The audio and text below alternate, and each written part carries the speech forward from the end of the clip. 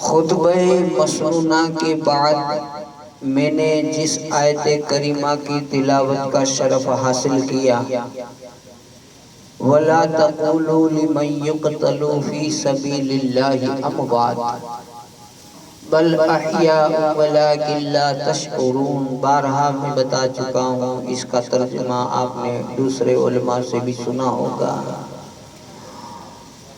اللہ کی راہ میں مارے جانے والوں کو مردہ نہ کہو۔ ایک اور آیت ہے جس میں اللہ نے کہا مردہ نہ سمجھو۔ کہنے پر بھی پابندی، سمجھنے پر بھی پابندی۔ اللہ کے برگزیدہ بندوں کو نہ تو مردہ سمجھا جائے نہ مردہ کہا جائے۔ عام مسلمان کے لیے ہم کہتے ہیں، کون کہتا ہے مومن مر گیا، قید سے چھوٹا وہ اپنے گھر گیا۔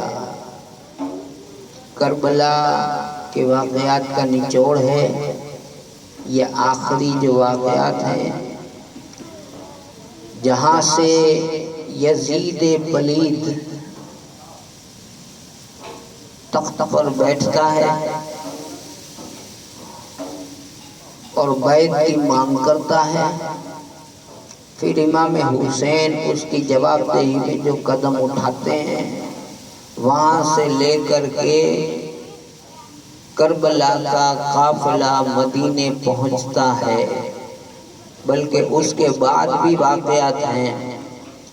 تو وہاں سے شروعات ہوتی ہے ہمیں ہماری زندگی کو سنوارنے کی، سمجھانے کی ڈھب ہمیں کربلا سے ملتی ہے۔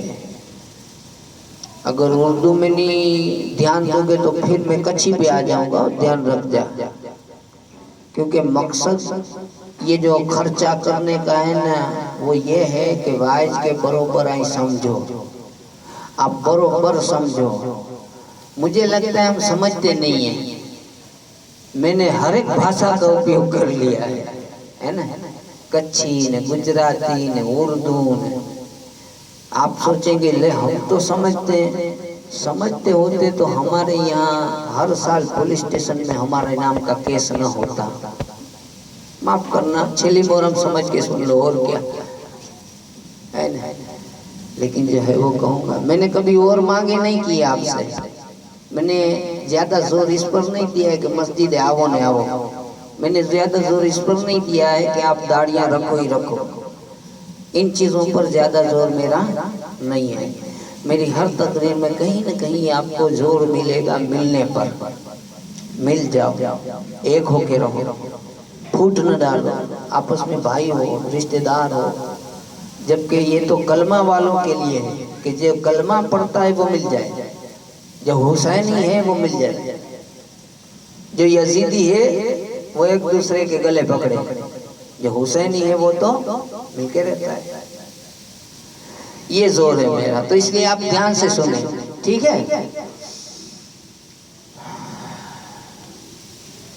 آپ نے ابھی سنا کہ امام حسین علیہ السلام کی فضیلتیں کیا، امام حسن کی فضیلتیں کیا۔ یہ بھی سنا کہ یزید کے ابا امیر معاویہ کیسے تھے، ان کا انتقال ہو گیا، ان کا انتقال ہو گیا، پردہ کر گئے، گزر گئے وہ، اور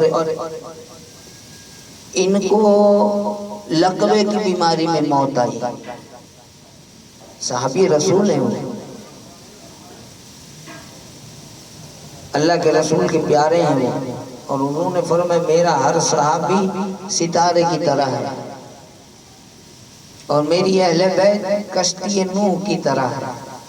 یہ آج ہم پاس ہو گئے کہ جس کے ذریعے راستہ دیکھتے، ورنہ کیا کرتے تھے کہ کشتی میں بیٹھنے والا ستاروں سے راستہ پا جاتا تھا۔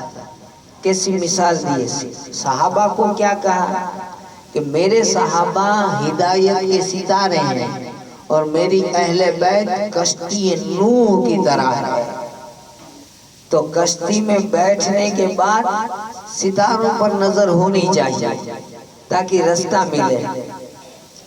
کشتی تو ضروری ہے، جب بیٹھیں گے ہی نہیں تو پار کیسے کریں گے؟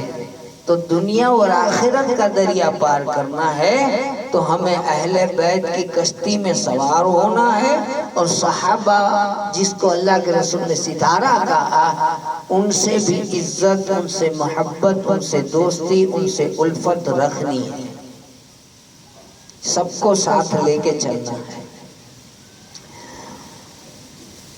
جب ان کا انتقال ہو گیا تو آپ کو ایک بات بتاؤں، لوگ ایک سوال ہے، لوگوں میں پھرتا ہے ایسا سوال، لوگ کرتے ہیں یزید کے ابا امیر معاویہ اتنے نیک تھے پھر بھی اپنے بیٹے کو خلیفہ کیوں بنایا؟ ایک بات ہے، خلیفہ کیوں بنایا، یہ لوگوں میں سوال ہے۔ تو کتاب میں اس طرح سے آیا ہے کہ ہر خلیفہ کو دوسرا خلیفہ چننے کا حق ہوتا ہے، ایک۔ دوسرا یہ کہ یزید جو کمینہ تھا یا فاسق تھا یا فاجر تھا یا جو بھی گناہ کرتا تھا وہ باپ کے سامنے نہیں کرتا تھا۔ کوئی بھی بیٹا باپ کے سامنے تھوڑی گناہ کرتا ہے۔ علماء نے یہ جواب دیا ہے کہ باپ کے سامنے تو وہ نیک بن کے رہتا تھا، باپ کے سامنے تو اچھا بھلا تھا، قوم میں ان کے دوستوں کو پتا تھا کہ یہ کیسا ہے، اور جب انتقال کر گئے باپ تو ان کے رستے کا جو مین رکاوٹ تھی وہ ہٹ گئی، اب وہ کھلے عام آ گئے بازار میں، باقی لوگوں کو پتا تھا، کھلے عام وہ آ گیا، اور اس کو یہ بھی پتا تھا کہ میری بیعت، میرے ہاتھ میں ہاتھ، یا ہماری زبان میں آج کے دور کے زبان میں کہیں گے تو ووٹ، متدان، وہ کچھ لوگ نہیں کریں گے، کچھ لوگ مجھے ووٹ نہیں دیں گے، کچھ لوگ میرے ہاتھ میں ہاتھ نہیں دیں گے۔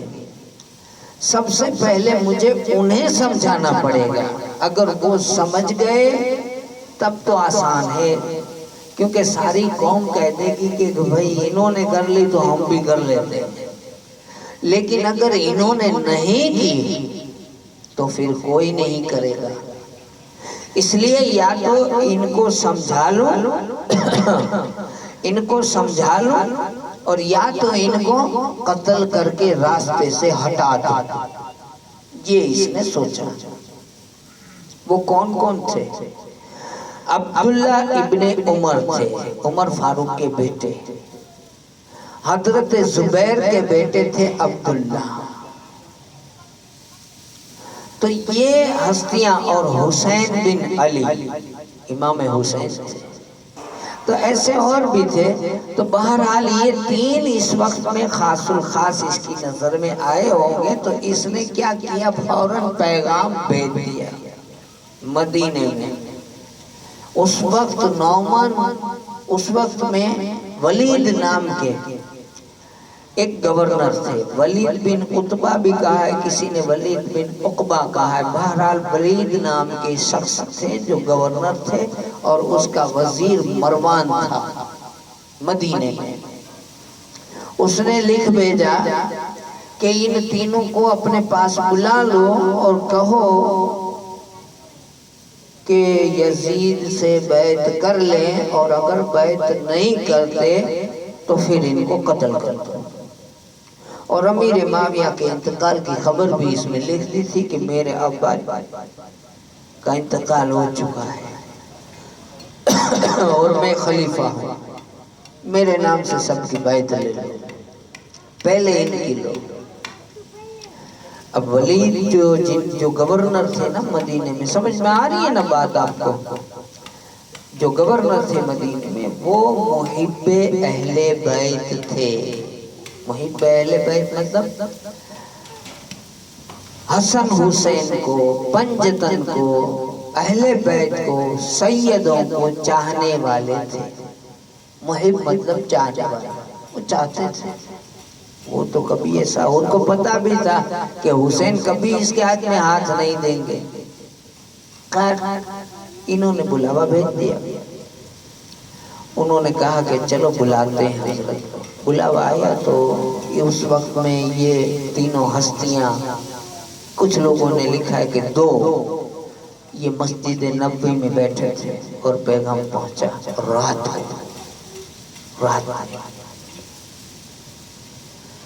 رات میں جب پیغام پہنچا تو دور اندیشی سے کہتے ہیں، دور اندیشی مطلب کہ سوچنا۔ امام حسین کا دماغ بھی ایسا ویسا تو نہیں تھا، جس نے نانا کی زبان چوسی ہو، علم کا سمندر پیا ہو، جس نے مولا علی کے ناز دیکھے ہوں، ان کی تربیت پائی ہو، جس نے خاتون جنت کا دودھ پیا ہو، ان کے دماغ کی سمجھداری کی تو کیا بات کرنی۔ تو دونوں میں بات ہوئی کہ اس وقت رات میں تو وہ کبھی بلاتے نہیں ہیں، اس وقت بلانے کی کیا وجہ؟ امام حسین نے کہا کہ ہو نہ ہو امیر معاویہ کا انتقال ہو چکا ہے اور یزید خلیفہ بن چکا ہے، اس نے بیعت کے لیے ہمیں بلایا ہے، یہی بات ہے۔ عبداللہ ابن زبیر جو ہے وہ بڑے تیار تھے، انہوں نے کہا آپ کو جانا ہے آپ جائیے، میں تو کہتا ہوں جانے سے کوئی مطلب نہیں، میں جاؤں گا۔ امام حسین نے کہا میں جاؤں گا، ٹھیک ہے، کیونکہ میں نے کہا میں آتا ہوں تو میں جاؤں گا، اور وہ ہمیں چاہتے بھی ہیں۔ تو عبداللہ ابن زبیر نے کہا کہ میں تو چلا، میں جا رہا ہوں مکے۔ نکل گئے وہ، انہوں نے کسی کو پوچھا کہ نہیں، نکل گئے ہو۔ امام حسین سے اجازت لے کہا میں جا رہا ہوں مکے، آپ بھی چلے آئے۔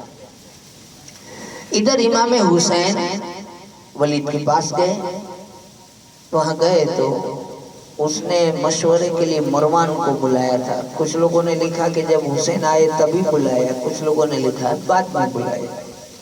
بہرحال ولید کے پاس گئے، ساتھ میں کچھ ساتھیوں کو، دوستوں کو لیا، کہا کہ تم لوگ باہر کھڑے رہو، میں اندر جاتا ہوں، میری آواز اگر اونچی ہو تو اندر چلے آنا۔ اندر کیا ہے پتا نہیں۔ امام حسین اندر گئے، اس نے امیر معاویہ کے انتقال کی ساری خبر سنائی، اور اس کے بعد میں وہ خط دے دیا ہاتھ میں کہ یہ لیجئے خط آیا ہے، یہ خط آیا ہے۔ خط پڑھ کر کے امام حسین نے جو جوابات دیے میں ابھی اپنی زبان میں سنا دیتا ہوں، بعد میں آپ کو اسی سے سناؤں گا۔ کہتے ہیں کہ یہ خط دے دیا، اس میں انتقال کے بعد میں یہ بیعت والی بات لکھی تھی کہ ان کو قتل کر دو، اور یا تو پھر جو ہے ان کو ہماری بیعت کے لیے تیار کر لو، دو میں سے ایک کرو۔ اگر وہ بیعت کر لیتے ہیں تو ٹھیک ہے، نہیں تو پھر ان کو قتل کر دو۔ امام حسین نے جب یہ دیکھا تو انہوں نے ایک روایت یہ ہے کہ امام حسین نے یوں کہا کہ بھئی اس طرح میرے جیسا آدمی رات میں چھپ کر کے بیعت کرے، یہ تو صحیح نہیں ہے۔ آپ صبح میں ایک کام کریں، سب کے ساتھ میں مجھ سے بیعت طلب کریں، جب سارے لوگ ہوں وہاں سامنے، اس وقت میں مجھ سے آپ بیعت کی مانگ کریں۔ ایسے مجھ جیسا اکیلا آدمی اس طرح سے بیعت نہیں کر سکتا، جو سب لوگ جواب دیں گے اس وقت میں بھی جواب دے دوں گا، میرے جیسا اکیلا آدمی اس طرح سے بیعت کرے یہ مناسب نہیں ہے، یہ میں نہیں کر سکتا، یہ آپ نے فرما دیا۔ اب امام حسین نے کہا کہ میں بیعت نہیں کر سکتا، کھلا انکار کر دیا، تو ولید نے کہا ٹھیک ہے آپ جا سکتے ہیں۔ وہ مروان وہاں کھڑا تھا، ایک روایت کے مطابق مروان نے کہا کہ خدا کی قسم اگر آج یہ چلے گئے تو پھر ان پر قابو پانا مشکل ہوگا، بیعت کرتے تو ٹھیک، نہیں تو یہیں قتل کر دو۔ امام حسین جاتے جاتے رک گئے۔ آپ نے کہا او ابن زرقا، فاحشہ کے بیٹے، تو قتل کرے گا مجھے؟ یہ قتل کرے گا؟ خدا جانتا ہے کہ تو جھوٹا ہے، تیرا باپ جھوٹا ہے۔ یہ کہہ کر کے آپ چلے گئے۔ ولید تو امن پسند آدمی تھے، انہوں نے کہا کہ تمہاری، جب امام حسین چلے گئے تو ولید سے کہا کہ تمہارے پاس سے تمہارا عہدہ چھین لیا جائے گا اور یزید ناراض ہوگا، سزا بھی مل سکتی ہے۔ کہا کہ ایسا تو یہ گورنر ایک بار نہیں 1000 بار چھوڑنی پڑے تو چھوڑنے کے لیے تیار ہوں، لیکن نواسۂ رسول کا قتل کر کے جہنم کا ایندھن بننا مجھے منظور نہیں ہے۔ ادھر امام حسین گھر پر آ گئے۔ اب سنیے، تاریخ نگار نے جب مدینہ چھوٹ رہا ہے، آپ لوگ، آج میں دوپہر میں کتاب پڑھ رہا تھا اور واقعہ سن رہا تھا، تو جب یہ مدینہ چھوڑ کر جانے والی بات آئی کہ مدینہ چھوٹا حسین سے، تو تاریخ نگار کیا اس میں اچھے انداز سے پورا سب پیش کرتے ہیں۔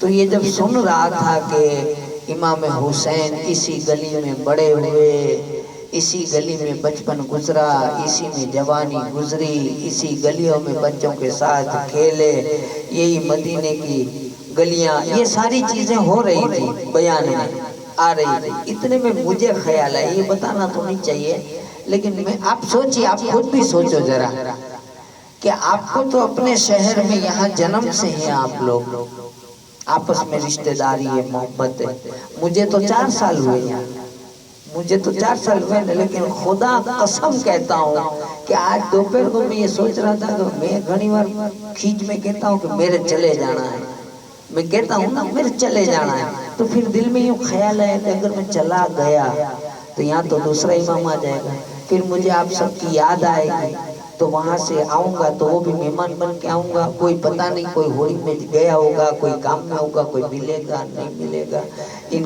تو ایسا سب سوچ آنے لگی مجھے۔ تو مجھے ایسا لگا کہ مجھے تو خالی 4 سال ہوئے ہیں گاؤں میں، اور مجھے اتنی محبت ہے کہ میں چھوڑنے کے لیے تیار نہیں ہوں۔ تو یہ تو امام ہے کہ جن کا وطن ہے یہ، اور ایسا وطن کہ لاکھوں دے کر، پیسہ دے کر ہم اس گلیوں کو دیکھنا جانا چاہتے ہیں کہ اللہ ایک بار زندگی میں مدینہ دکھا دے۔ اللہ والے ایسے گزرے ہیں کہ مدینے کا کانٹا ایک بزرگ کو لگ گیا تھا تو وہ کانٹا نکالا نہیں، نکالتے نہیں تھے۔ کہا کیوں؟ کہا یہی تھے کہ یادگیری ہے وہاں کی جو کانٹا لگا ہے، جب مروں گا تو وہاں دکھاؤں گا کہ اللہ اور کچھ نہیں لیا، مدینے کا کانٹا لایا ہوں۔ مدینے کے در و دیوار سے ہم سب کو محبت ہے، ہم سب وہاں دفن ہونا چاہتے ہیں کہ اللہ ہمیں وہاں کا مدفن نصیب کرے۔ ایسا محبوب شہر جو رسول کو بھی پیارا، جو اللہ کو بھی پیارا، جو ہم کو سب کو پیارا، دعا کرتے ہیں تو ہم کہتے ہیں اللہ مدینے میں موت دے۔ اور ان کے تو ابا کا کہتے ہیں کہ ان کے باپ کی جاگیر تھی، وہ اس میں سے ان کو جانا پڑ رہا ہے۔ اب سوچئے ذرا کیا حالت ہوگی، آپ کو اپنا وطن چھوڑنا پڑے تو کیا ہوگا۔ سوچیں، ایک نقشہ کھینچا ہے باغ مدینہ کا، ایک ایک پتا شبنم کے پاک قطروں سے وضو کر کے حمد خدا بندی میں مصروف تھا۔ طائران خوشنوا اپنی اپنی میٹھی اور پیاری پیاری آواز سے نعت مصطفیٰ کے نغمے آلام رہے تھے، اور اللہ کے نیک اور برگزیدہ بندے مسجد نبوی میں فجر کی نماز کے لیے بارگاہ رب العزت میں سرب سجود ہونے والے تھے۔ صبح کا وقت تھا، وقت صبح کا تھا، سجدہ کرنے والے آ چکے تھے، بس دیر تھی کہ ابھی جماعت کھڑی ہو، اور 70,000 فرشتے رسول پاک کے روزے پر سلامی کے لیے آسمان سے مدینے میں اترے ہوئے تھے۔ اور پھر سورج نکلا جس کی نورانی کرنوں سے مدینہ منورہ کے در و دیوار چوما کرتے تھے، اور در و دیواروں کو چوما، اور جس کی حسین شعائیں گنبد خضرا کے مقدس چوٹی کو بوسا دیا۔ خاک مدینہ کے ذرے آفتاب بن کر چمک رہے تھے، شہر کے در و دیوار رش کے دور بن چکے تھے، بازاروں میں چہل پہل ہو چکی تھی، اور خدا کے بندے اپنے اپنے کاروبار میں مشغول تھے۔ مدینہ کی حالت، مگر اللہ کا ایک بندہ اس میں ایسا بھی تھا۔ کہتے ہیں کہ جب صبح ہوئی، پرندوں کی آواز، میٹھی بولیاں چالو ہوئی، ادھر اذان مؤذن نے دی، ادھر فرشتے مدینے میں نازل ہو گئے رسول پاک کی بارگاہ میں سلامی کرنے کو، ادھر لوگ مسجد میں سجدہ کرنے چلے گئے، یہ حالت تھی۔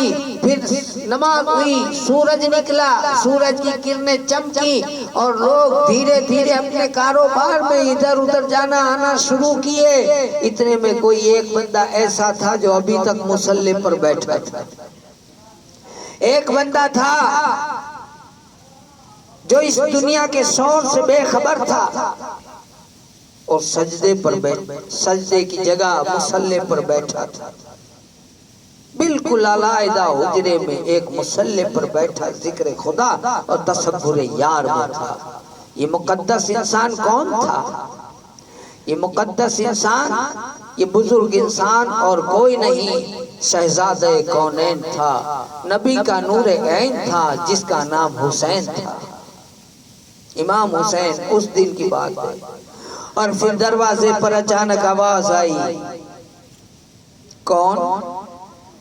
دیکھا تو یہ مدینہ کے حاکم ولید بن عقبہ کا قاصد تھا، جو ولید کا پیغام لے کر آیا تھا، آج رات میرے غریب خانے پر تشریف لائیے، مجھے ضروری کام ہے۔ امام علی مقام نے قاصد کو یہ جواب دے کر کے رخصت کر دیا، انشاءاللہ ضرور آؤں گا۔ قاصد کے چلے جانے کے بعد میں نواسہ رسول ذکر الہی میں مشغول ہو گیا۔ پھر جب شام نے زلف سیاہ صبح پوری طرح بکھیر دی صبح پر، یعنی رات ہو گئی، شام ہو گئی، رات کی تاریکی نے دن کی روشنی کو اپنے دامن میں چھپا لیا۔ عشاء کی نماز سے فارغ ہو کر حضرت امام حسین اٹھے اور تنہا حاکم مدینہ کے قیام گاہ پر چلے گئے۔ چونکہ ولی صحیح معنوں میں محب اہل بیت تھا، اس لیے اس نے بڑی عزت و تقریب کے ساتھ میں آپ کو مسند شاہی پر بٹھایا اور خود نیچے دست بستہ بیٹھ گیا۔ شہزادہ کونین نے فرمایا، مجھے کیوں بلایا ہے؟ ولید نے یزید کا خط پیش کیا۔ امام، یہ دوسری روایت بتا رہا ہوں آپ کو، امام علی مقام نے خط پڑھا، یزید نے ولید کو لکھا تھا، عبداللہ بن عمر، عبداللہ بن عباس، عبد الرحمن بن ابی بکر، حسین بن علی، ان سے فوراً میری بیعت لی جائے۔ یزید کا خط پڑھ کر ہاشمی خون ابل پڑا، چہرے اقدس پر جلالت رقص کرنے لگی۔ پھر ساتھ ہی نان مصطفیٰ کی دی ہوئی شہادت کی خبر بھی یاد آ گئی اور کربلا کا خونی منظر بھی آنکھوں کے سامنے آ گیا۔ خط واپس کرتے ہوئے فاطمہ کے لخت جگر نے فرمایا، میں حسین اور وہ یزید پلید، میں حسین اور یزید کی بیعت، نواسہ رسول اور فاسق و فاجر کی اطاعت، میں علی کا جایا اور ایک شریعت کے باغی کی غلامی، جگر گوئے رسول اور ایک دین کے دشمن اور شخصی حکمران کی فرمانبرداری، نہیں، کبھی نہیں ہو سکتا۔ ولید یزید کی بیعت سے میرا صاف انکار ہے، اس لیے کہ میرے ہاتھ جو کبھی بوسہ گاہ رسول ہوا کرتے تھے، میرے یہ ہاتھ جس کو کبھی رسول چوما کرتے تھے، بوسہ گاہ رسول ہوا کرتے تھے،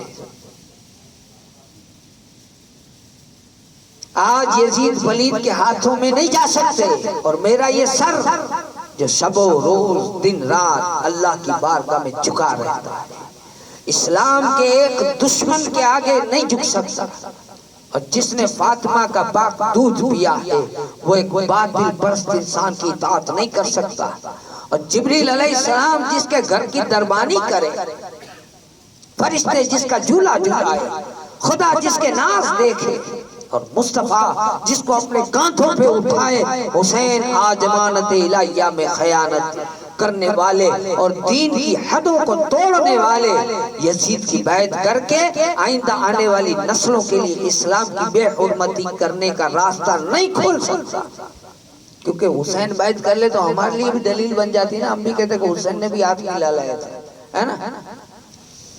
حضرت امام حسین یزید کے بیعت سے انکار کر کے واپس تشریف لے آئے۔ آپ کے جانے کے بعد میں مروان نے ولید سے ہر قسم کی لالچ دی، اسے معزول ہونے کا خوف دلایا، بہکایا، خوب کوشش کی، مگر ولید نے وہی جواب دیا جو میں نے ابھی کہا۔ خیر، حضرت حسن، حضرت حسین رضی اللہ تعالیٰ عنہ وہاں سے تو چلے آئے. رات گزری، صبح ہوئی، نواسے رسول نے مدینہ منورہ کی بازاروں میں اعلان کر دیا سب مسلمان بچے عورتیں بوڑھے جوان مسجد میں جمع ہو جائیں. یہ آپ نے نہیں سنا ہوگا، یہ میں آپ کو پہلی بار سنا رہا ہوں. اعلان ہوا، تھوڑی دیر میں اہل اسلام مسجد نبوی میں پھر آگے بڑھ گئی. رسول پاک صلی اللہ علیہ وسلم کے بعد یہ پہلا موقع تھا کہ امام حسین کے اعلان پر اہل مدینہ مسجد نبوی میں جمع ہوئے. دین و ایمان کے متوالے، حق و صداقت کے ستارے پرستارے، توحید و رسالت کے پروانے، خلافت راشدہ کے قائم کردہ اسلامی نظام اور روح جمہوریت پر یقین رکھنے والے مسلمان جمع ہو گئے. جب مسجد نبوی بھر گئی پھر کیا ہوا؟ ہوئی جنبش، اٹھا بیت رسول اللہ کا پردہ، پھر اس پردے سے بے پردہ حبیب مصطفیٰ نکلا. محمد صلی اللہ علیہ وسلم حبیب خدا ہے اور حسین حبیب مصطفیٰ نکلا. خیر، امام علی مقام نے حجر اقدس سے باہر تشریف لائے اور نان مصطفیٰ کے منبر پر جلوہ افروز ہو گئے اور خطبہ دیا. خطبہ سنو. اے اللہ و رسول پر ایمان رکھنے والوں، میرے نان پاک کا کلمے پڑھنے والوں اور نظام قرآن پر یقین رکھنے والوں، مجھے یزید کا خط آیا ہے، مجھے یزید کا خط آیا ہے. میری بیعت کر لو، میری خلافت اور امامت کو مان لو. مگر کیونکہ میں جانتا ہوں کہ وہ فاسق ہے، فاجر ہے، زانی ہے، شرابی ہے، اسلام کا باغی ہے، دین کا دشمن ہے، اس لیے میں اپنا سب کچھ قربان کروں گا مگر اسلام کے باغی کی بیعت نہیں کروں گا. اور میرا یہ فیصلہ سن لو کہ میں نانے کے دین پر سب لٹا دوں گا لیکن اس فاسق کے ہاتھ میں ہاتھ نہیں دوں گا. کہ ہم بندے خدا کے، اے ہمارا اے خدا اللہ، نہیں ہے حاکم مطلق کوئی بھی ماں سوا اللہ. عبادت بھی اسی کی ہے، اطاعت بھی اسی کی ہے، حکومت بھی اسی کی ہے، صداقت بھی اسی کی ہے. یہ سب کچھ اللہ کا ہے. صداقت بھی اسی کی، حکومت بھی اسی کی، عبادت بھی اسی کی، اطاعت بھی اسی کی. شریعت میں کبھی بالجبر بیعتیں لی نہیں جاتی، مسلمانوں پہ طاقت سے حکومت کی نہیں جاتی. خطبہ دیا سیدہ کے لال نے اور اپنا فیصلہ سنانے کے بعد اپنے حجر پاک میں واپس چلا گیا. اور پھر ایک رات ایسی بھی آئی کہ جب شعبان مہینہ ہے، 60 ہجری ہے، 4 تاریخ کا چاند تھوڑی دیر کے لیے کائنات کو اپنی پھیکی سی روشنی دکھا کر ڈوب گیا. پھر رات کی تاریکی نے صحرائے عرب کو اپنے دامن میں ڈھانپ لیا، یعنی رات اندھیری ہو گئی. شب دار کے گھٹا ٹوپ اندھیرے شہر مدینہ کے در و دیوار پر چھا چکے تھے. مدینہ منورہ کا ہر انسان محو خواب تھا. مدینہ منورہ کا ہر انسان محو خواب تھا اور کائنات کا ذرہ ذرہ خاموش تھا. ہر طرف سناٹا سناٹا. ساری دنیا سو چکی مگر ساری رات اللہ کی راہ میں جاگنے والا ایک مقدس اور فرشتہ سیرت انسان آج رات بھی جاگ رہا تھا. اس لیے کہ وہ اپنی ماں جائی پیاری بہن حضرت بی بی زینب کو مدینہ سے کوچ کرنے کے لیے رخت سفر باندھنے کا حکم دے چکا تھا. اب مدینہ چھوٹ رہا ہے حسین سے، اور وہ رات امام حسین کی بیمار بیٹی بی بی سغرا کے لیے ایک قیامت کی رات تھی. آپ لوگوں کے پاس بھی بچے ہیں نا بھائی؟ چھوٹے چھوٹے بچے چھوڑ کر کہیں جانا پڑے تو کیا حالت ہوتی ہے حسین کی، دیکھو یہ قیامت کی رات۔ اس لیے آج رات اس کی آنکھوں سے ویرا اکبر اور اصغر ہمیشہ کے لیے جدا ہو رہے تھے۔ اس کی پھوپھی زینب اس کو چھوڑ کر جا رہی تھی، آن اور محمد چھپ رہے تھے، قاسم اور عباس گم ہو رہے تھے، اور آج معصوم بچی کا باپ ہمیشہ کے لیے بچھڑ رہا تھا۔ اس کی نظریں اصغر کے پھول جیسے چہرے پر جمی ہوئی تھی۔ وہ اپنے ویر کو بار بار سینے سے لگاتی تھی، بار بار منہ چومتی تھی، اس کا دل کانپ رہا تھا، آنکھیں اشک باز تھی، اور قدرت پکار پکار کر کہہ رہی تھی سغرا کو کہہ رہی تھی کہ اے حسین کی بیمار بچی سغرا جی بھر کے اپنے ویر اصغر کو دیکھ لے اور دل کھول کر قاسم و عباس کی بلائیں لے لے۔ کیوں؟ اس لیے درود پاک پڑھیں، اللہم صلی علی سیدنا محمد وعلی بھی جو مائک بولو لیتا ہو جلدی، بولو مائک لیتا ہو، اس لیے بولو مائک لیتا ہو جلدی اندر سی۔ کہتے ہیں اے حسین کی بیمار بچی سغرا جی بھر کے آج اپنے ویر اصغر کو دیکھ لے اور دل کھول کر قاسم و عباس کی بلائیں لے لے، آن و محمد کو چوم لے، اور اٹھ اور پھوپھی زینب کے سینے سے چمٹ جا، دوڑ اور اکبر کو گلے سے لگا لے، جلدی کر آن و محمد کی گردنوں میں باہیں ڈال لے، چل اور قاسم و عباس کے دامن سے لپٹ جا اور آگے بڑھ اور باپ کے پاؤں کا بوسہ دے دے، اس لیے کہ پھر تو ساری زندگی اکبر و اصغر کی صورت دیکھنے کے لیے ترستی رہے گی، آن و محمد نظر نہیں آنے والے، قاسم و عباس کے چہرے پھر تجھے نہیں دکھنے والے، باپ کی یاد میں عمر بھر روتی رہے گی۔ امام عرشی مقام نے اپنی ہمشیرہ امام عالی مقام نے اپنی ہمشیرہ نہیں آپ کی مائک پہ جا کر دوسرا لاؤنا ہے، آج بند ہو گیا ہے۔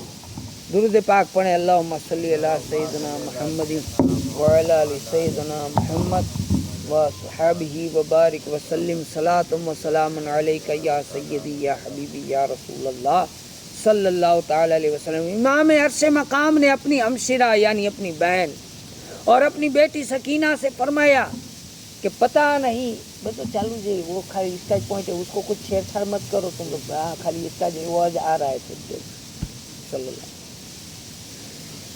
امام علی مقام نے اپنی بہن اپنی بیٹی سکینہ سے فرمایا کہ پتہ نہیں پھر ہمیں مدینہ دیکھنا نصیب ہو یا نہ ہو، اور یہ مقدس گلیاں یہ در و دیوار پھر ہماری قسمت میں ہو یا نہ ہو، اور معلوم نہیں کہ پھر نانے مصطفیٰ کی روضے پاک کی زیارت نصیب ہو یا نہ ہو، اس لیے اٹھو چلو تاکہ آخری بار مدینہ کی گلیوں میں گھوم لیں اور ان کی در و دیوار کو چوم لیں، نانے پاک کے روضے انور پر حاضری دے آئیں اور گنبد خضرا کی چوٹی کو آخری بار سلام کرائیں۔ سید عالم ماں زینب اٹھی، سر پر چادر تطہیر اوڑھی، اپنے دونوں بچے آن اور محمد کو ساتھ لیا اور اپنے ماں جائے بھائی حسین کے پیچھے پیچھے پیچھے روانہ ہوئی۔ شہزادہ دو عالم نے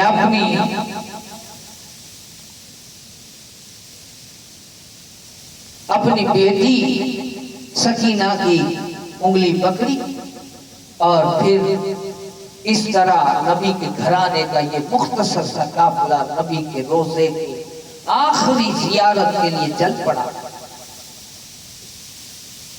مدینے چھوڑنے کی اجازت لینے کے لیے آہستہ آہستہ قدم اٹھاتے تھے، حبیب خدا کی طرف چلا جا رہا تھا کہ قافلہ کے راستے میں حضرت زینب کو اپنی ماں خاتون جنت کی وہ بات یاد آ گئی تو تڑپ گئی۔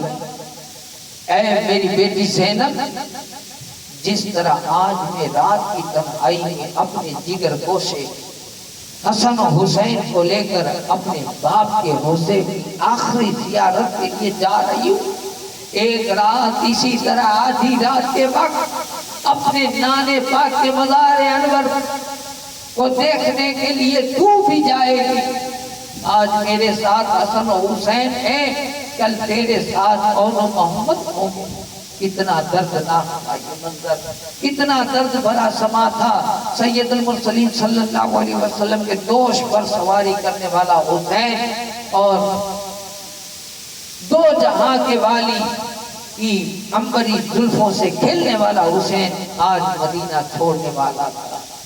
جب مدینہ پاک میں رسول پاک صلی اللہ علیہ وسلم کے روزے پر حاضری ہوئی، کلیجہ پھٹ جائے وہ منظر تھا۔ سب نے رو رو کر ابتدائیں کی، خوب رو رو کر دعائیں مانگی، اور پھر امام عالی مقام کا یہ قافلہ جب گھر آیا تو اب بیٹی سغرا کو سمجھانا بڑا مشکل تھا۔ بیٹی سغرا کو سمجھانا بڑا مشکل تھا۔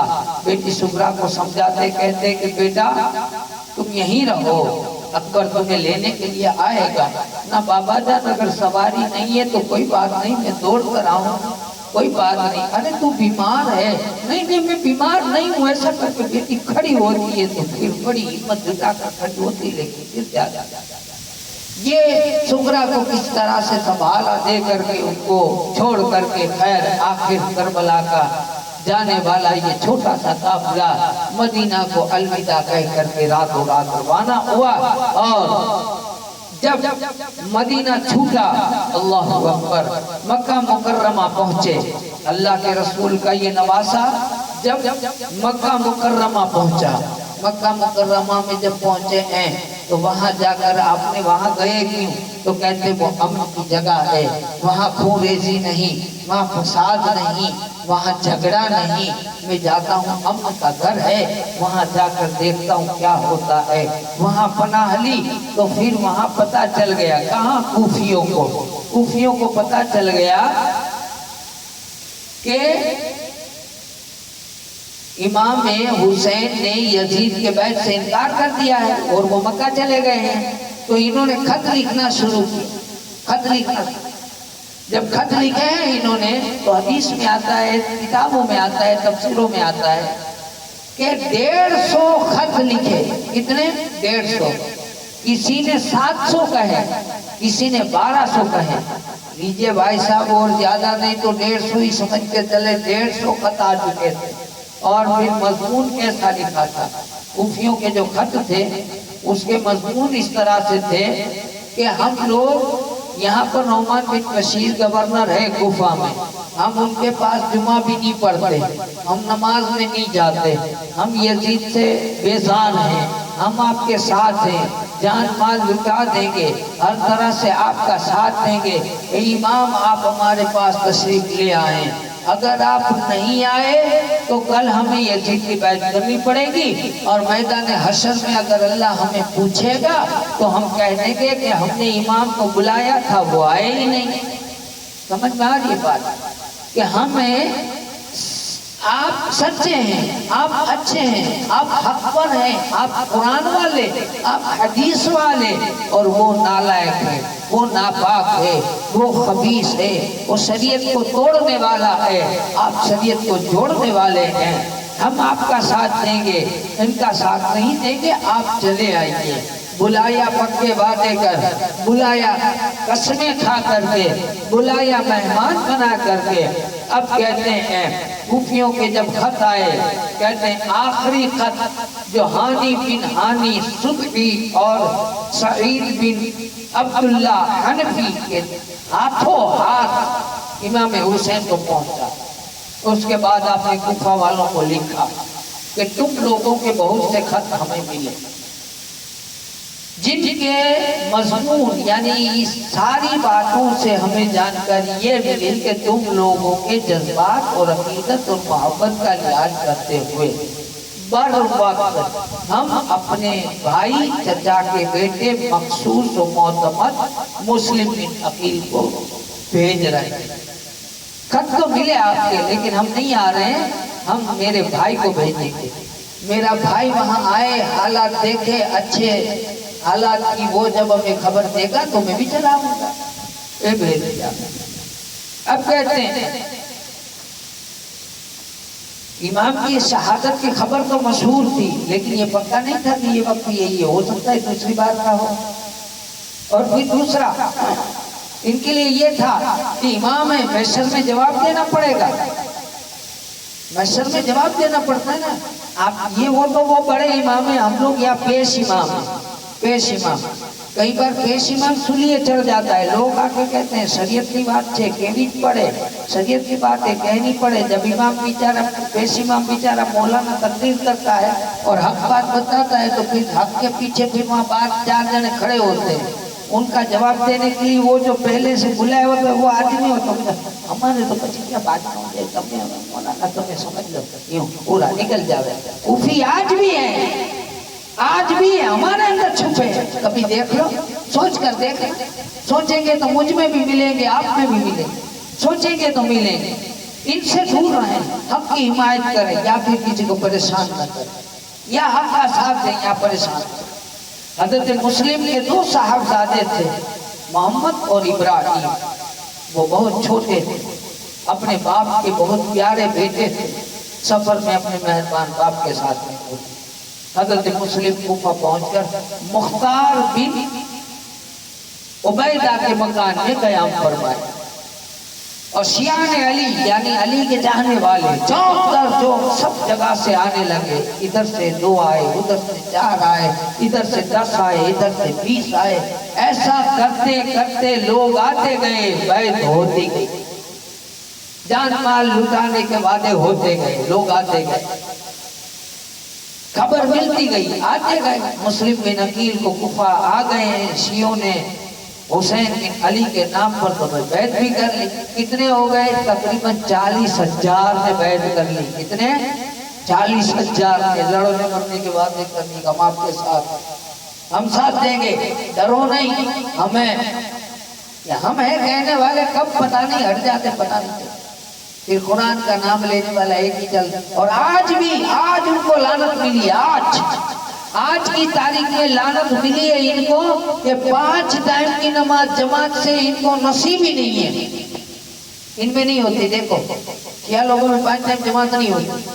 یہ صرف سنیوں کے حق میں ہے، لیکن ہم میں بھی افسوس، ہم بھی نہیں پڑھتے 5 ٹائم. لیکن ان کو تو ساؤ ملی نہیں، ان کو تو گئی آج سے. کیونکہ وہ مغرب کی نماز میں یہ بات آئے گی ابھی. تو بہرحال کہ اتنے سارے 40,000 نے بیعت کر لی. 40,000.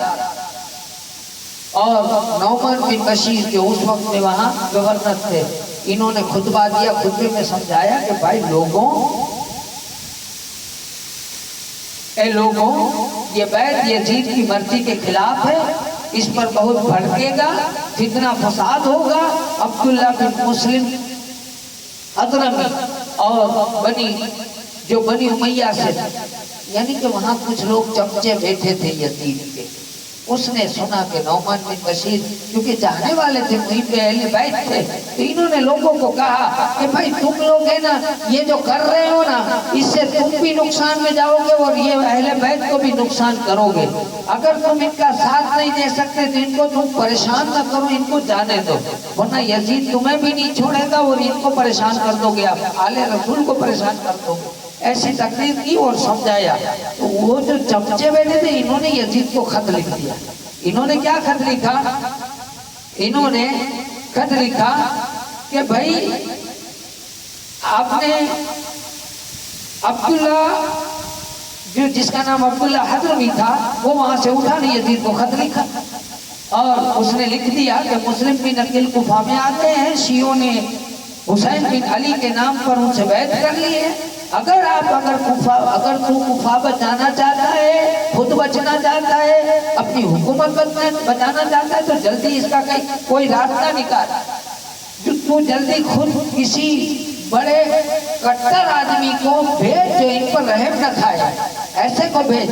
باقی یہ نعمان تو کچھ نہیں کریں گے، یہ کہا. اس نے خط لکھ دیا. اب اسی طرح سے دوسرے آدمیوں نے بھی خط لکھ دیا. اب یزید کا حکم نامہ، یزید نے جب یہ ساری خبر سنی تو یزید تو آپ قبولہ ہو گیا. اس نے کیا کیا کہ کوفہ کے سابق گورنر حضرت نعمان بن بشیر کو معزول کر دیا اور عبید اللہ ابن زیاد، اب عبید اللہ اس کا نام ہے اور بن زیاد، اب اس کا نام میں ابن زیاد لوں گا، ٹھیک ہے، سمجھ لینا. تو اس نے ابن زیاد کو گورنر جو تھا بصرے کا، اس کو یہاں کا کوفے کا گورنر بنا دیا اور اس کو لکھ دیا کہ تم اپنے بھائی کو یہ حکومت دے دو اور تم سیدھا کوفہ کی مہم سر کرو. تمہیں پوری کھلی اجازت ہے، جو ہماری حکومت کے خلاف ہے، جو باغی ہے، ان کا سر قلم کرو، انہیں سزا دو، چاہے کچھ بھی کرو، لیکن وہاں کی مہم تم سر کرو. ابن زیاد کو یہ کہہ کر کے روانہ کر دیا تم جلدی سے کوفہ پہنچو. اب یزید کا حکم نامہ پاتے ہی ابن زیاد نے اپنے بھائی عثمان کو بصرہ سونپا اور وہ وہاں سے چلا قاسیہ کے راستے سے، سپاہیوں کو وہیں چھوڑا اور پھر فریب سے حجازی راستے سے آیا. فریب سے یعنی دھوکے سے، لباس بدل کر، کیونکہ یہ لوگ امام حسین کی راہ دیکھ رہے تھے نا کہ یہ مدینے سے آئیں گے، مکے سے آئیں گے، تو اسی راستے میں عشاء اور مغرب کے درمیان اندھیرے میں وہ داخل ہوا. رات کے اندھیرے میں مکر و فریب کے ساتھ پہنچا.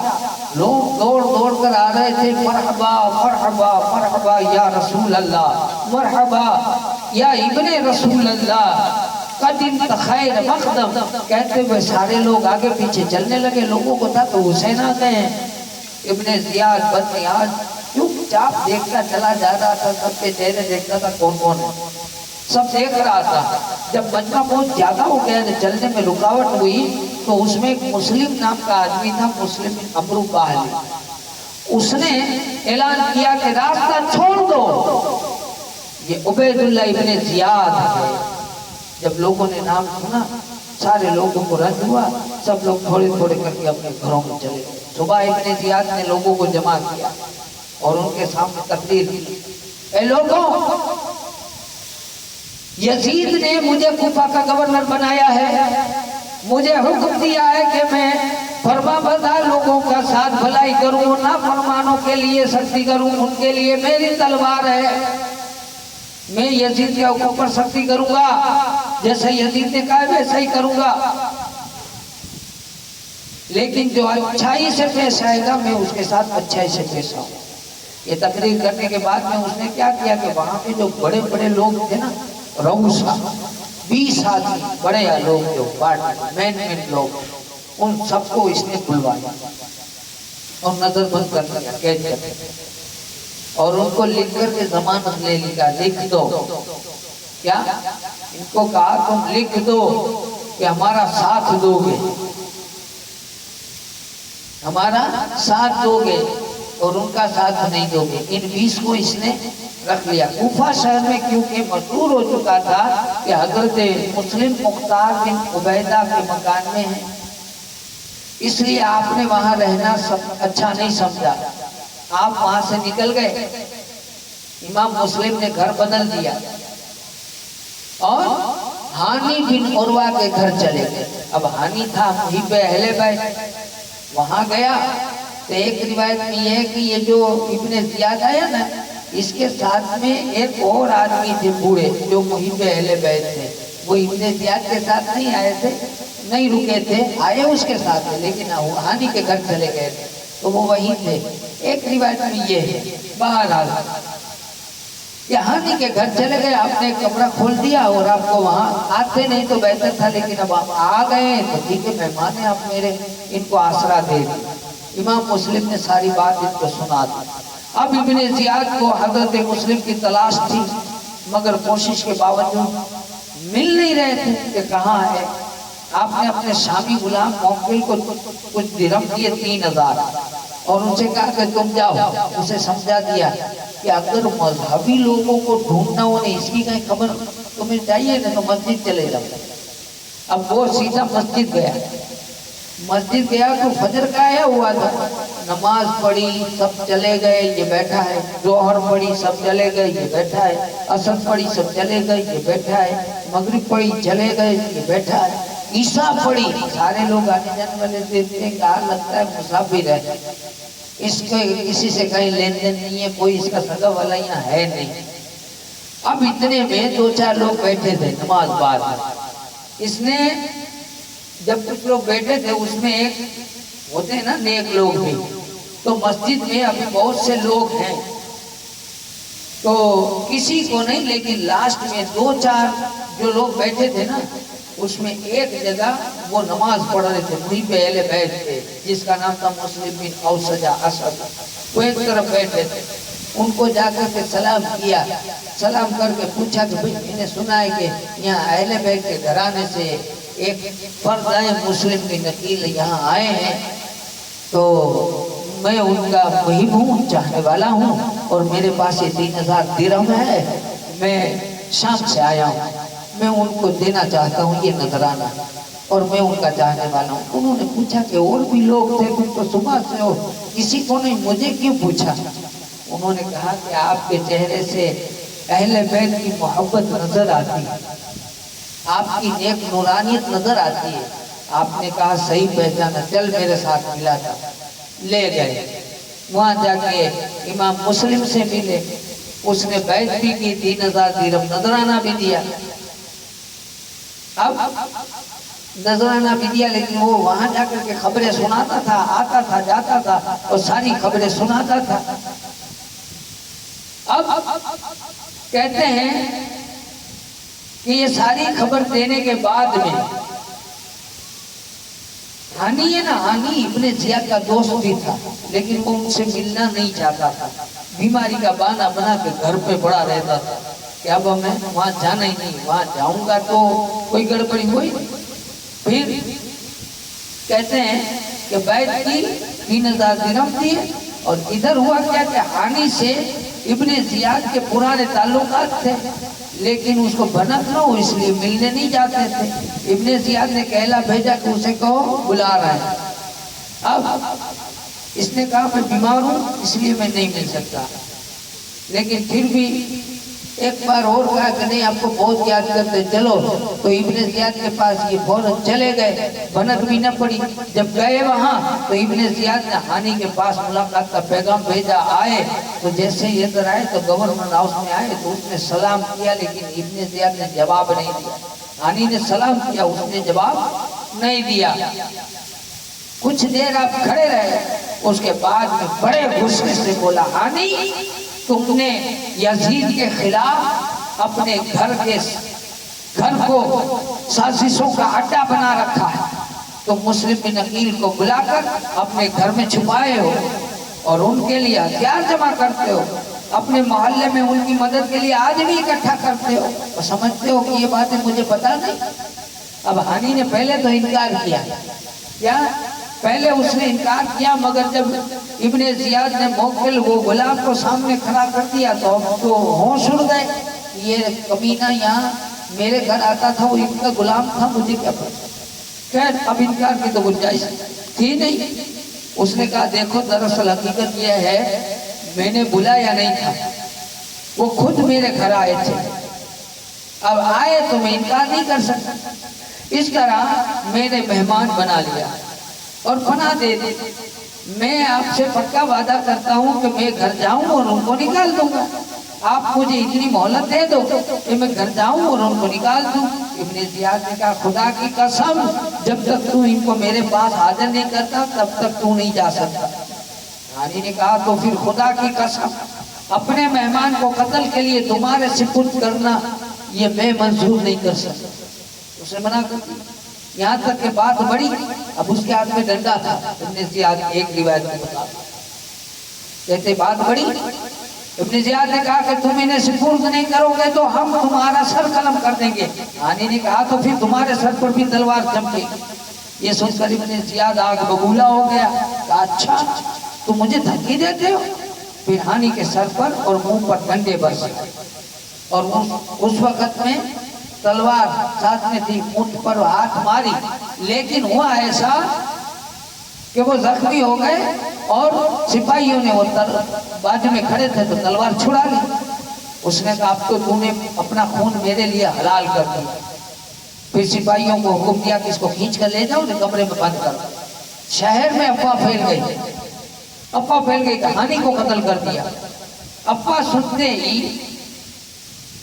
हानि के जो निस्बती भाई थे, कई हजार हथियारबंद सवारों को लेकर के गवर्नर का घेराव कर। उसने पुकार कर कहा कि हमारे कबीले के हजारों सवार के साथ हम आए, हमने इताअत से रोगरदारी नहीं की है, हमारे सरदार को कत्ल कर दिया गया है, हम इसका इंतकाम लेंगे। फिर तो इंतकाम शोर बरपाऊ गया। इब्ने ज़ियाद की सूरत हाल देखी तो घबरा गया। इसने काजी सूरी को कहा कि आप ऊपर चढ़ो और कह दो कि नजर बंदे, ऐसा बता दो, हानि को देख लो एक नजर। काजी सूरी जब उनके पास गए तो हानि ने कहा कि मेरे कबीले वालों से मेरा हाल बता दें। कहते कि इस वक्त 10 आदमी भी अगर अंदर आ गए तो यकीनन छूट जाऊंगा। काजी साहब बाहर निकले तो इब्ने ज़ियाद ने अपने जासूस साथ में रख कर दिया कि साथ में रहो, काजी साहब घोटाला रखो। इसलिए मजबूर होकर के काजी साहब ने पूरा हाल कबीले को नहीं बताया, बस इतना कहा कि वो नजरबंद है। अब हजरत सदरुल फाजिल लिखते हैं कि हजरत इमाम मुस्लिम को जब खबर मिली तो आपने अपने सारे लोगों को बुलाया, झोंक दर झोंक सब आ गए, 40,000 का मजमा है और गवर्नर हाउस का घेराव आपने इमाम मुस्लिम ने कर दिया। इमाम मुस्लिम, ये सूरत बन गई थी कि हमला करने की देर थी। अगर उस वक्त हमला कर देते तो ये गवर्नर हाउस की ईंट से ईंट बच जाती और ये रवा दवा का अपना सीधा यजीद तक पहुंच जाता अगर इस वक्त हमला होता तो। लेकिन कुदरत को कुछ और ही मंजूर था, मुस्लिम ने इजाजत नहीं दी हमला करने। एक अच्छा जो बादशाह होता है, एक नेक इंसान की जो हैसियत होती है, उस तरह से आपने बातचीत की, हुज्जत करने के लिए इंतजार किया, सुलह की सूरत पैदा हो जाए कि चलो कुछ बात हो तो मुसलमान की पूरे होने से बच जाए। अब ये जो टाइम था ना, उस टाइम का उसने फायदा उठाया, इस टाइम का फायदा उठाया। उसने क्या फायदा उठाया? उसने किया, वो जो 20 आदमी नहीं रखे थे पहले गैर के, इन सबको ऊपर चढ़ाया। कहा देखो ये जो आए हैं वो सब तुम्हारे कोई रिश्तेदार हैं, तुम सब ऊपर चढ़ो, इनको कहो कि ये मुस्लिम का साथ छोड़ दे, वरना ये तो मरेंगे अंदर, तुमको भी खत्म कर देंगे और तुम्हारे बाल बच्चों को भी खत्म कर देंगे, तुम्हारी जायदाद भी जाएगी, सब जाएगा तुम्हारे हाथों से। बेहतर है कि इनको कह दो यजीद के पास हुकूमत है, यजीद के पास पैसा है, यजीद के पास ताकत है, यजीद के पास लश्कर है, मुस्लिम के पास, हुसैन के पास कुछ नहीं, आप लोग मर जाओगे खामखा। अब ये 20 लोग चढ़े, ऊपर चढ़कर लोगों ने बातें समझ गए। ऊपर का सब अपने अपने घर वालों को कहा, अरे भाई तुम लोग भी मरोगे, हमें भी मरवाओगे, यजीद के पास सब है, हुसैन फर्जंद रसूल है, लेकिन उनके पास कुछ नहीं है, सारी ताकत तो यजीद के पास है, हम लोगों को ये अंदर मार देंगे, तुम लोगों की भी खैर नहीं, ऊपर से लश्कर आ टपकेगा, इसलिए सब चले जाओ। तो फुसुर होने लगी, थोड़े यूं गए, थोड़े यूं गए। इन जाने वालों को देखकर थोड़े थोड़े करके सब निकल गए। 500 बचे, 500। इमाम मुस्लिम देखते हैं 500 है, 500 को लेकर के वापस चले हैं नमाज पढ़ने। मगरिब का वक्त था, कुछ लोग कहते हैं, नमाज की नियत की, अल्लाहु अकबर, नमाज पूरी की, अस्सलाम वालेकुम कोई नहीं, अस्सलाम वालेकुम कोई नहीं, सब गए। ये जमात छोड़ के भाग गए, ये ऐसे भागे कि आज तक इनकी जमात में 5 टाइम नमाज जमात नहीं, आज तक नहीं, अल्लाह की लानत उतरी। इसलिए मुसलमानों, दगा, झूठ, फरेब, ये मुसलमानों का सेवा नहीं है, ये कूफियों का तरीका है। जिसका भी साथ दो दिल खोल के दो, और हमेशा साथ दो तो सच का दो, झूठ का नहीं, भले फिर सामने सगा बाप हो, कोई नहीं। साथ देंगे अल्लाह का देंगे, रसूल का देंगे, साथ देंगे सच का देंगे।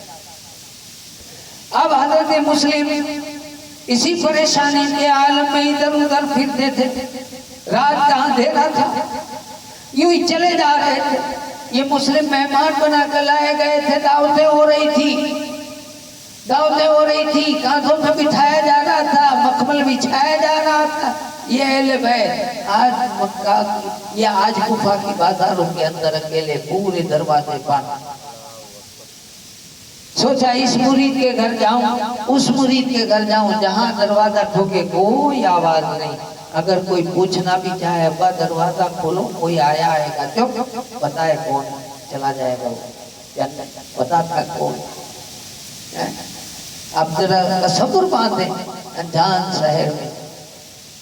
شہر آپ کو مجھے مہمان بنا کے بلایا، رات کا اندھیرا ہے، سارے دروازے بند ہیں، دشمن پیچھے ہے، ہمارے لیے دروازہ کوئی کھول نہیں رہا، کیا حالت ہو؟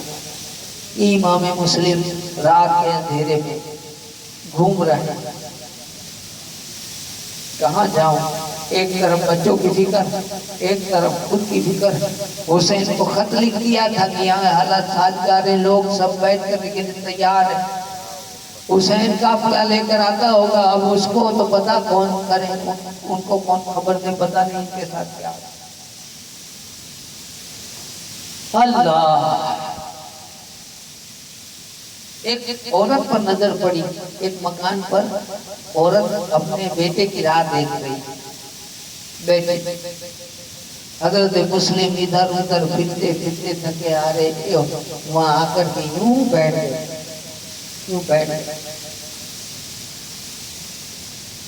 کیا بات ہے؟ مائی پانی ملے گا؟ ہاں لا پانی، آپ نے پانی پیا؟ الحمدللہ، اللہ تیرا بھلا۔ وہ گلاس رکھنے گئی کہ بیٹھے، حضرت سے فرمائے، حضرت نے کہا اس بوڑھی مائی، اب کیا بات ہے؟ پانی دیا، آپ نے پی لیا، اب اس طرح گھر کے پاس عورت کی، ایک عورت میرے گھر کے پاس اس طرح انجان آدمی کا بیٹھنا صحیح نہیں ہے۔ پانی تو پی لیا نا، اب جاؤ اپنے گھر، جاؤ اپنے گھر۔ جب گھر سنا، مسلم کا گلے جب منہ ہوا، آنکھیں آنسوؤں میں ڈوب گئی، ہپکیاں بھر۔ مائی تو کہتی ہے گھر جا، میرا گھر نہیں ہے، اگر کر سکتی ہے تو ایک نیکی کر، اور نیکی کرے گی تو زندہ رہا تو ہم بدلا دیں گے، اللہ نے کہا، لیکن اگر نہ رہا تو اللہ سے، رسول سے اس کا بدلہ ضرور دلائیں۔ کہا کیا نیکی کریں؟ کہا میں مسلم بن عقیل ہوں۔ ہاں مسلم بن عقیل تم؟ میں نے تو سنا تھا آج محاصرہ ہوا ہے اور ان کے چھکے چھڑا دیے تم لوگوں نے۔ کہا نہیں مائی، جنگ کا نقشہ بدل گیا، لوگوں نے وعدہ وفا نہیں کیا، بدعہدی کر دی، بے وفائی ہوئی، ہمارے ساتھ دھوکہ ہوا ہے۔ ماں تو خوش ہو گئی، نیک خصلت تھی۔ جب اس نے داستان سنی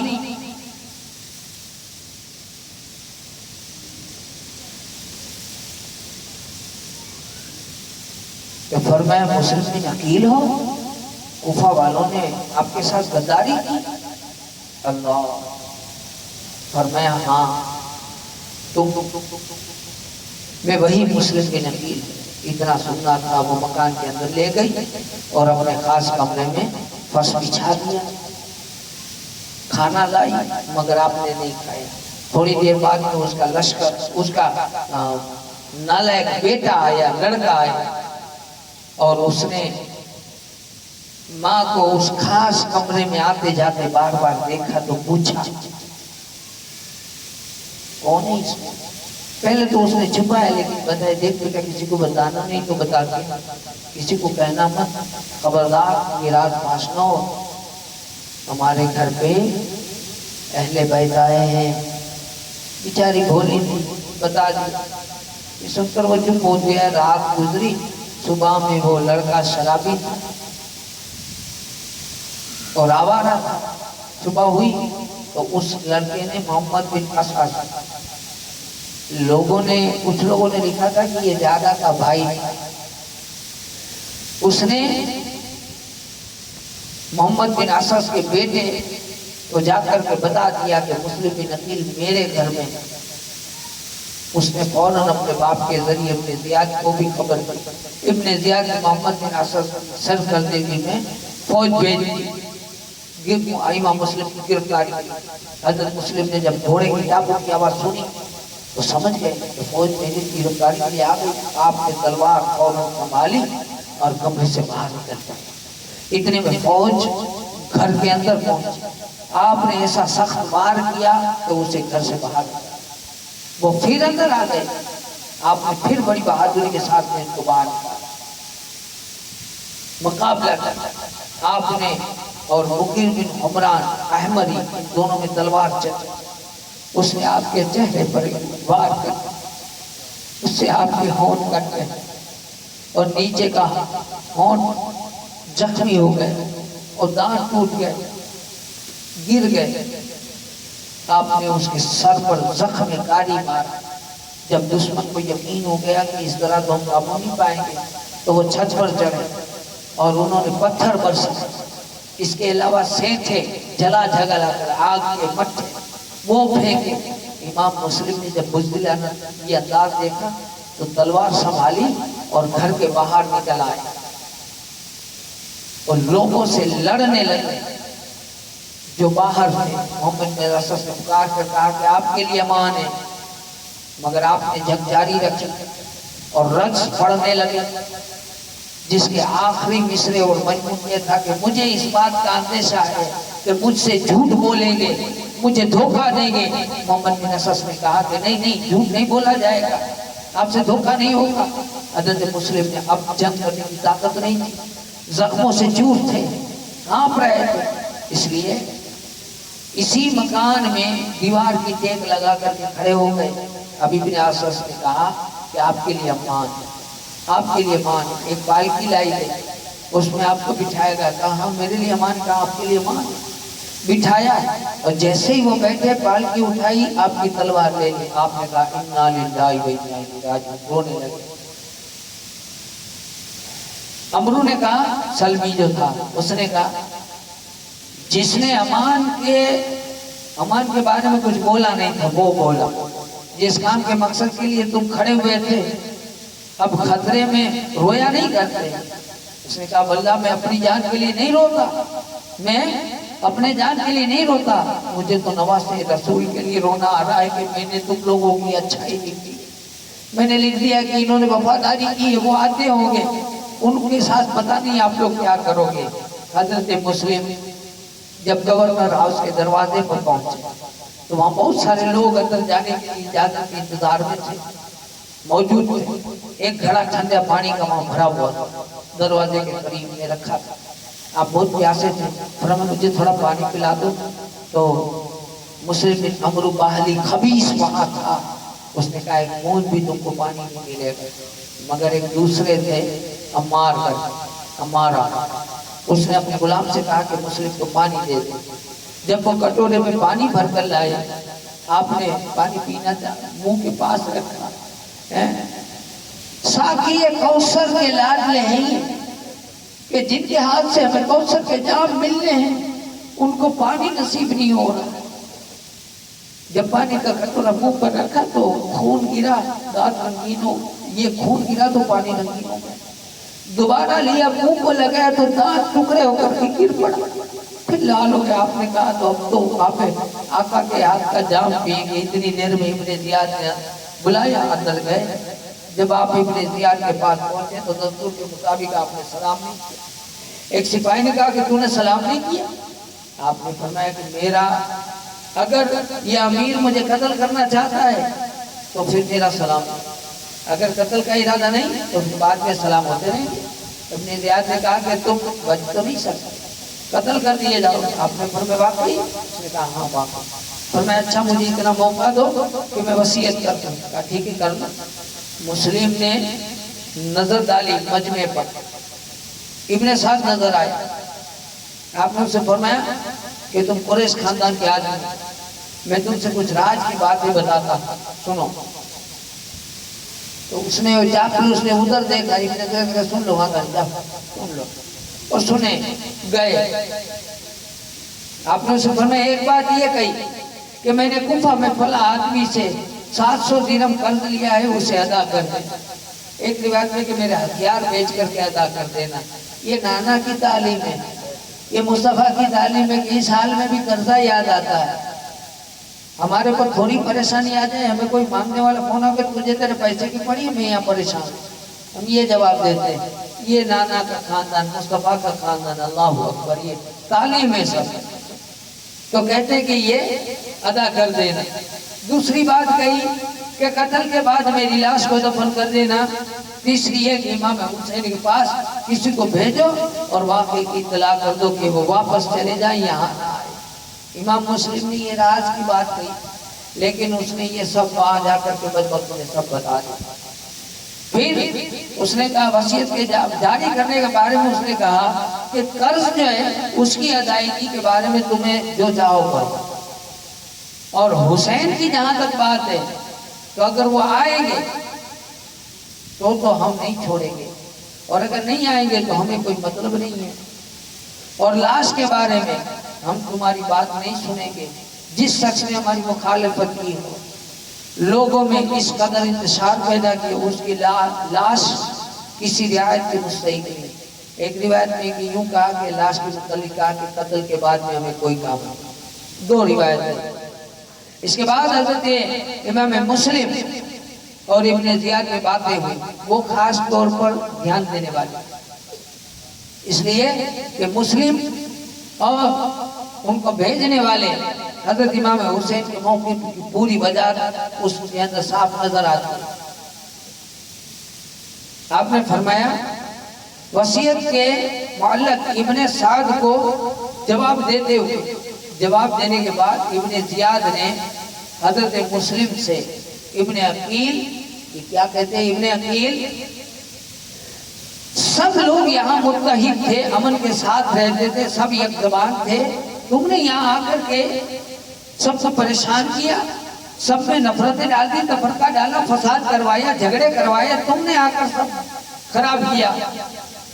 آپ نے فرمایا نہیں، ہرگز نہیں، میں اس لیے نہیں آیا تھا، بلکہ کوفہ والوں نے ہمیں بتایا کہ تیرے باپ نے یہاں کے نیک لوگوں کو قتل کیا، ان کا خون بہایا، اسلام کا طریقہ چھوڑ کر ان کے ساتھ قیصر و کسریٰ جیسا پیش آیا، تو ہم اس لیے آئے کہ ان کی غلط عادات ادوار کی اصلاح کریں، ہم عدل و انصاف قائم کریں، تعلیم قرآن کی دعوت دیں. ابن زیاد نے، خبیث نے امام مسلم کو کہا کہ آپ اور آپ کا یہ دعویٰ، اس نے تو کہا جب مدینے میں شراب پیا کرتے تھے تو پتہ نہیں تھا. امام مسلم کو کہا، امام مسلم کو کہا. امام مسلم کیا کہتے ہیں، جواب دیتے ہیں عدل و انصاف کو تعلیمات قرآن کا خیال نہیں آیا. امام مسلم نے فرمایا شراب پیتا تھا؟ اللہ، خدا کی قسم، تو جانتا ہے، خدا بھی جانتا ہے، تو بھی جانتا ہے کہ تو جھوٹا ہے، تو جھوٹ بول رہا ہے. شراب تو وہ پیے گا جو بے گناہ مسلمانوں کا خون کرتا ہو. خدا تعالیٰ نے جس کا قتل حرام کیا اسے قتل کرتا ہو، جس نے کوئی خون نہیں بہایا ایسے کا خون بہاتا ہو، بغض کرتا ہو، حسد کرتا ہو، بدگمانی کی وجہ سے خون ریزی کرتا ہو، پھر اسی طرح بھول جاتا ہو جیسے اس نے کچھ کیا ہی نہیں. ابن زیاد نے کہا خدا تجھے مارے، خدا مجھے مارے اگر میں تجھے اس طرح قتل نہ کروں کہ اسلام میں ایسا قتل کسی نے کیا نہ ہو. آپ نے کہا ہاں، اس سے تیرے سے بڑھ کر تو ایسا کام کون کر سکتا ہے. خیر، ان باتوں کو سن کر کے ظالم ابن زیاد نے آگ کو بولا ہو گیا اور آپ کے والد عقیل، مولا علی، امام حسین سب کو گالیاں دی، لیکن آپ خاموش ہو گئے. اب ابن زیاد نے حکم دیا اسے محل کی چھت پر لے جاؤ اور بری طرح سے قتل کرنے کے بعد چھت سے نیچے دھکیل دیا تاکہ ہڈیاں چکنا چور ہو جائیں۔ آپ نے ابن اسد کی طرف دیکھ کر فرمایا کہ تو نے مجھے امان نہیں دی، ابھی بھی ہاتھ ڈال دے تلوار پر تاکہ تو ذمہ داری سے بچ جائے، بری ہو جائے۔ پھر بھی ابن زیاد نے کہا اگر ہمارے اور تمہارے درمیان کچھ بھی قرابت داری ہوتی، تیرا باپ ابن زیاد، تیرا باپ زیاد ابو سفیان کی صلب سے ہوتا تو مجھے قتل نہیں کرتا۔ ابن زیاد نے بکیر بن عمران اسدی کو بلایا جس کی تلوار سے تو آ کے گھر میں آپ کا ہونٹ کٹا تھا۔ جب وہ آیا ابن زیاد نے اسے حکم دیا کہ کوٹھے پر لے جا کر کے ان کا سر قلم کر دو۔ جب امام مسلم کوٹھے پر چلے تو آپ نے انتہائی صبر و سکون کے ساتھ تکبیر و استغفار درود شریف پڑھے اور ساتھ ہی میں یہ بھی کہہ رہے تھے الہ العالمین ہمارے اور ان لوگوں کے درمیان انصاف تیرے ہاتھ ہے، جنہوں نے ہمیں دھوکہ دیا، ہم سے جھوٹ بولے، ہمیں ذلیل کیا، بس یہ دعا مانگ رہے تھے کہ بکیر نے آپ پر تلوار چلا دیا، آپ کو شہید کر دیا، سر مبارک کو جسم سے نیچے پھینک دیا۔ انا للہ و انا الیہ راجعون۔ یہ واقعہ 3 ذی الحجہ 60 ہجری کا ہے۔ حضرت مسلم کی شہادت کے بعد کوفہ والوں پر اس قدر خوف و ہراس دہشت چھا گئی کہ لوگ گھروں سے نکلنا خطرہ سمجھتے تھے، ہر طرف سناٹا تھا، کسی کو ایک دوسرے کی خبر نہیں تھی، یہاں تک کہ وہی ہانی بن عروہ بھی قتل کی افواہ کے سبب سب گورنر ہاؤس کی کھینچی ہوئی تلواروں کے گھیرے میں آ گیا تھا۔ جب ابن زیاد نے حکم دیا اسے بازار لے جا کر کے قتل کرو، سپاہی ہانی کی مشکیں باندھی اور لے جا کر کے بازار میں گھسیٹ کر لے گئے اور وہ پکار کر کہتا تھا کہاں ہے میرے قبیلے بنی مدحج والے، کہاں ہے میرے گھر والے، میری جان کیوں نہیں بچاتے؟ مگر ایک آدمی بھی نظر نہیں آیا جو ہانی کی مدد کرتا۔ جب انہیں ہر طرف مایوسی چھائی تو زور لگایا، اپنے ہاتھ کی رسی سے کھینچ دیا اور کہہ رہے تھے ارے کوئی مجھے لاٹھی دو، ارے کوئی مجھے چھڑی دو، کوئی پتھر میرے ہاتھ میں آ جائے، ارے کوئی اونٹ کی ہڈی بھی آ جائے تاکہ میں اپنی جان بچانے کے لیے ہاتھ پیر ماروں۔ بس اسی طرح سے وہ تڑپتے رہے اور اسی کو لے کر کہتے کہ اپنی جان بچانے کی کوشش کرتا لیکن تڑپتے رہے۔ سپاہیوں نے پھر انہیں رسی سے باندھ لیا اور ترکی غلام جس کا نام رشید تھا اس نے آپ کو شہید کیا۔ انا للہ و انا الیہ راجعون۔ اس طرح سے یہ کربلا کے سب سے پہلے شہید حضرت امام مسلم اور یہ دوسرا شہید ہانی۔ اللہ کی بارگاہ میں دعا ہے اللہ تعالی ہماری اس محفل کو اپنی بارگاہ میں قبول فرمائے، اس ذکر و اذکار کو اپنی بارگاہ میں قبول فرمائے، اپنے اس پاک بندوں کے صدقے میں ہم سب کی بخشش فرمائے، اس محفل کو اپنی بارگاہ میں قبول فرمائے۔ وآخر دعوانا الحمدللہ، السلام علیکم، صلاۃ و سلام کے لیے کھڑے ہوئے۔